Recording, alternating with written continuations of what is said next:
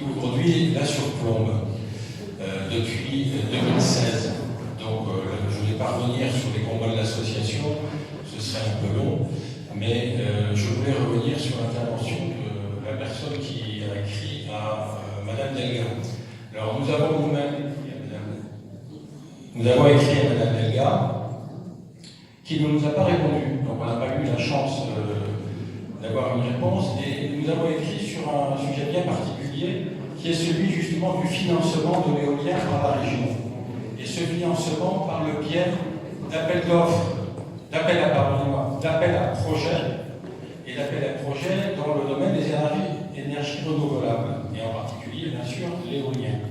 Nous avons près de chez nous un projet éolien qui est conduit par un propriétaire foncier privé qui a la chance d'avoir une sœur qui fait partie de l'entourage immédiat politique de Madame Delga et une mère qui a été longtemps sénatrice de l'Aude également.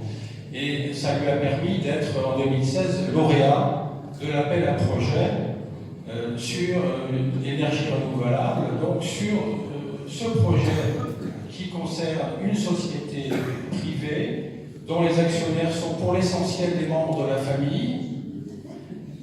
Et ce projet est doté aujourd'hui d'une subvention de la région de 100 000 € pour permettre la réalisation des études. Et l'ADEME, puisque dans le cadre de ces appels à projets, l'ADEME abonde les sommes versées par la région, l'ADEME abonde à hauteur de 100 000 € également. Donc, directement ou indirectement, un promoteur privé, sur un projet qui concerne son terrain privé, reçoit 200 000 € de la région pour mener à bien ses études. Si ça ne s'appelle pas le financement de l'éolien, je ne sais pas comment ça s'appelle. Donc, pour terminer, pour revenir plutôt sur l'action de notre association, en fait, donc, nous, malheureusement, nous sommes très en amont, puisque le parc tourne, 26 éoliennes qui tournent depuis juillet 2016. Bien évidemment, nous avons conduit un certain nombre d'actions pour tenter de réduire les nuisances, en particulier les nuisances sonores de ce parc. Nous continuons aujourd'hui, nous avons obtenu déjà 3 bridages du parc, 3 bridages sonores.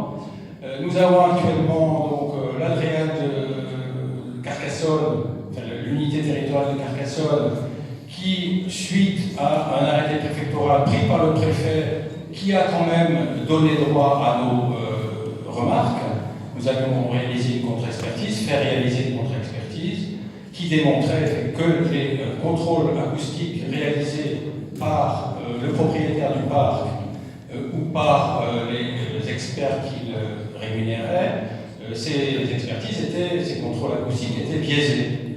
Donc aujourd'hui, le dossier est devant la Direction générale de la prévention des risques à Paris, avec une possible contre-expertise au niveau national, donc par un expert indépendant. Donc il n'est pas complètement inutile de se battre avec l'administration, je dis alors à la fois parfois contre l'administration, et là en l'occurrence avec, dans la mesure où on obtient éventuellement au moins le respect du droit, c'est-à-dire le respect des règlements existants, des normes existantes, et si on peut démontrer qu'elles ne sont pas respectées par le propriétaire du parc, on peut arriver à des résultats.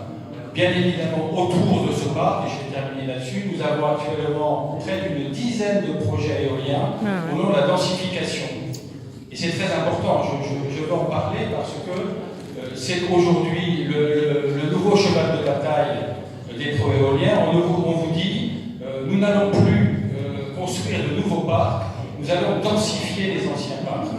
Nous n'allons plus construire de nouveaux parcs, nous allons faire du repowering. C'est-à-dire que nous allons remplacer les vieilles éoliennes, les éoliennes anciennes, obsolètes, qui surtout viennent d'ailleurs à terme de leur contrat d'achat garanti, c'est essentiellement pour ça qu'il s'agit d'intervenir, et on va les remplacer par de nouvelles éoliennes. Oui, des nouvelles éoliennes, plus hautes, plus puissantes.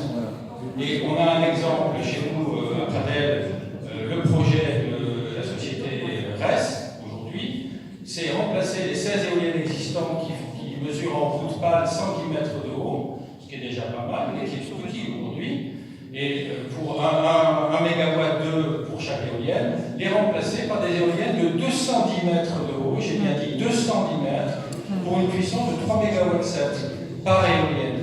Donc avec effectivement des nuisances considérables, que ce soit pour le paysage ou bien évidemment pour le cadre de vie des populations.